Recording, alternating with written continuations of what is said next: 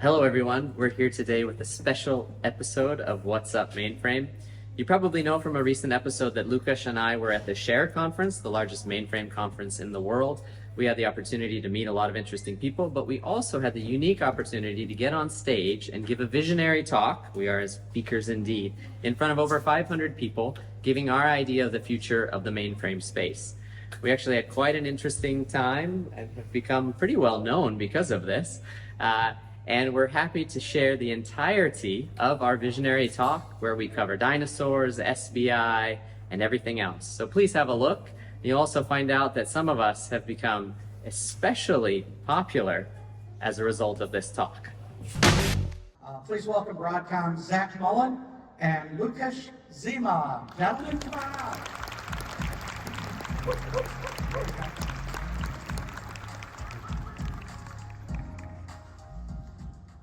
Wow. Huh. Have you heard about the dish brain experiment that started in 2022? Scientists at Cortical Labs trained brain cells to play, to learn really, the classic game Pong in a multi-electrode array or microchip with electrical stimulation. You said brain cells.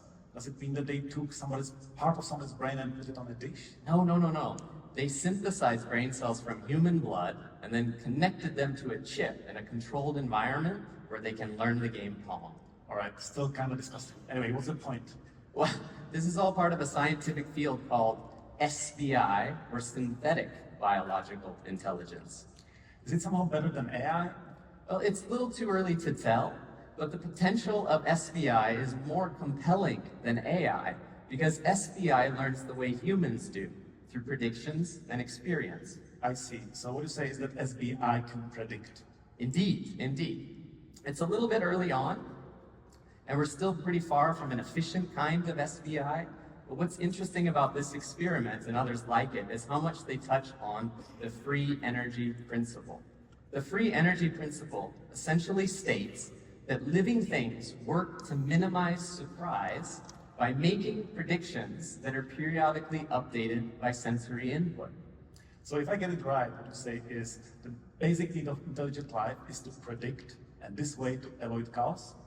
Exactly. So we're a little far from how much this will progress, but it's a fascinating field. But I think it's time that we actually look at not just this ability to predict, but we talk about life and where we are. So let's take a look at the timeline and one of the greatest life forms ever. All right, and this is not humans, us, but it's dinosaurs. And they told us not to talk about dinosaurs at this conference, but to me, dinosaurs is a synonym of success. And let us demonstrate how extremely they rule the world. Zach, can you help me out, please? Yes, I can. Take the stage, it's a timeline. So I'm gonna go way over here, and I represent when the Egyptian pyramids were built. Let's try the shape. Oh, okay. All right, and I will run over here, and here is where the first dinosaurs appeared on the planet. Wow. And where's the beginning of life? It's a good question. It's outside of the building, somewhere on the street, pretty far from here. Okay, I'm a talking pyramid. This is awkward. Anyway, continue. Anyway, right, so, and you all know the famous Tyrannosaurus Rex beast, right, the black beast. I have one here. It's actually not that bad. It's very nice, fluffy one. My mother did it. It's handmade. And guess what? On this timeline, where does it belong? The Tyrannosaurus Rex lived somewhere here, pretty close to the Egyptians. Wow, so compared to this giant scale, one would think the proximity that maybe Cleopatra and her armies were actually hunting T-Rex. Exactly. Well, it would be probably the other way around, but you're right. And the best part is that if I zoom in on your face, then your nose is where Cleopatra lived, and your ear is today, the Share conference. Share, wow, what a scale. What if we zoom in even more on my ear and look at the crazy last 100 years? Can we use the slides instead, please? I cleaned it this morning. Okay, we'll go to slides. That's fine. Thank you. Okay. So it's been a crazy last 100 years, right? Human population has skyrocketed. In accordance with that, of course, CO2 emissions have gone way up. Inventions and patents have just gone through the roof. Many of the patents owned by people in this room. Good on you. The number of Taylor Swift fans, utter global dominance, the number of cars, the stock market, the intelligence of... I get your point. In any case, the last 100 years, in those last 100 years, there are so many examples of those hockey stick graphs. It cannot be coincidence. We are living in incredible times. Hockey stick graphs? Okay, well, let me teach you something. The shape of the graphs, it resembles hockey sticks, right? So this is why it's called hockey sticks. I guess in English you don't have such a word, right? Exponential. That might work as well. Okay, go ahead, smartass. Smart. Oh, okay. Yeah. Well, in any case, so we started with SBI and the free energy principle, the premise that intelligent life predicts and takes an experience to survive. We talked about dinosaurs to get a sense of time and where we are. Unfortunately, even the peak of dinosaurs couldn't have predicted one thing, that damned asteroid. All right, even if they had predicted, there was literally nothing they could do about it. And then crazy times this last century when everything is up and growing and we don't know where it's going to go, when it's going to stop, if it's going to level out. Clearly, we need good predictions. But we are product owners. So our job is to break things into stories that can fit a sprint. We are basically 2 weeks visionaries. 2 week visionaries indeed. That's the scope of what we do. So why are we here? That's a good question. So 25 years ago, I've uploaded my first video on YouTube. It was actually the installation of my very first webcam. And until today, it got 30 views. However, I didn't get discouraged and continue recording videos because I really love it. I really love it. I did weddings, I did videos for my bands and for bands of my friends. I did even social events of my company and parties and stuff like that. And hackathons and all those stuff. And Lukasz was so prevalent with his camera in the office that it really rubbed off on others of us.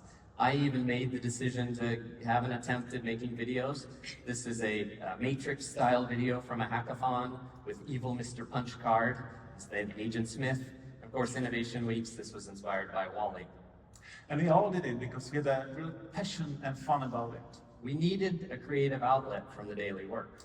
So it was just a matter of time before I would connect this passion with my job directly. And at that time, I was desperately searching for somebody to give me a push.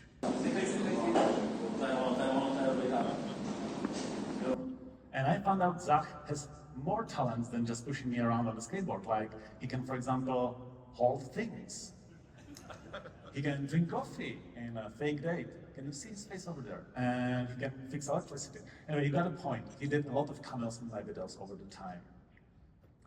And all of this resulted into a cooperation that led to our first successful video. In 2018, we recorded the legendary Michelle the Skater.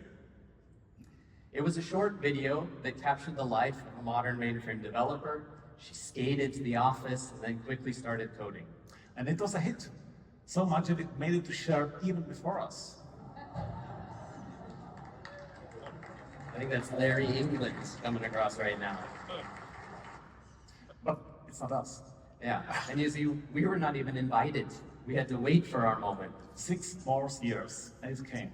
So another of my endeavors were podcasts. I have my own podcast where I talk about politics and electric cars and even dog food. And of course, it was just a matter of time before Lukasz brought this passion to the office and what we do. Yep, but because this is what I do, right?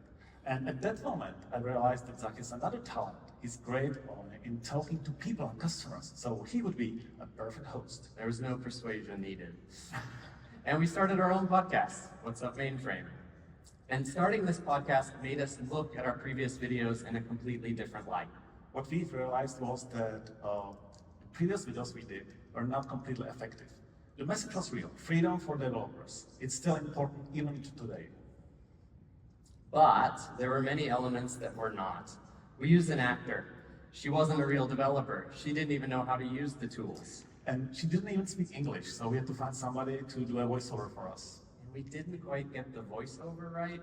After releasing the videos, we had many people thinking that we were supporting a women-only edition of VS Code. Road possible. As a software engineer, I'm used to working with the ladies' IDEs and development tools for Java and other languages. If you missed that, she said more ladies' IDE as opposed to latest. In any case, we realized that we wanted to be more honest.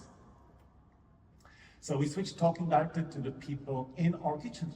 Coffee machines behind us, grinding the coffee beans, kind of interrupting the sessions. And we like the noise more. After all, what better place in any office than by the coffee machines for such conversations? So we went with very little scripting and almost no preparation.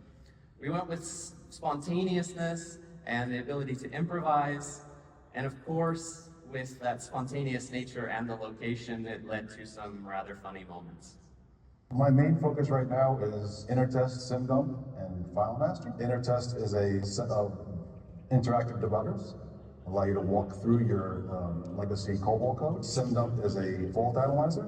It allows you to post-mortem look at your events and get reports about what actually happened at the time of the failure. And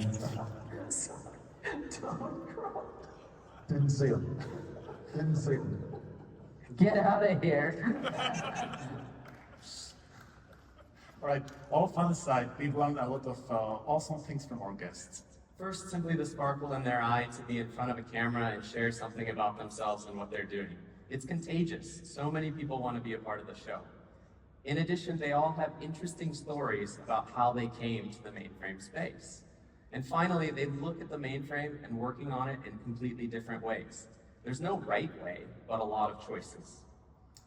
And that's it. This is why we are here.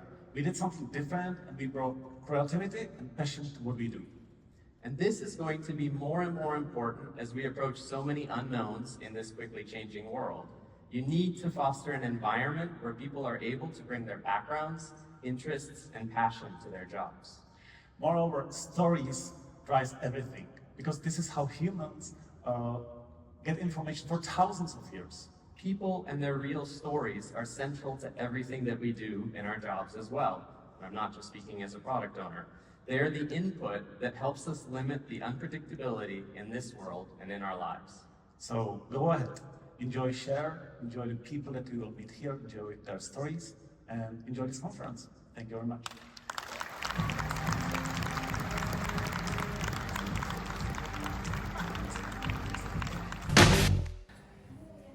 Everybody loves Lukasz and his dinosaur.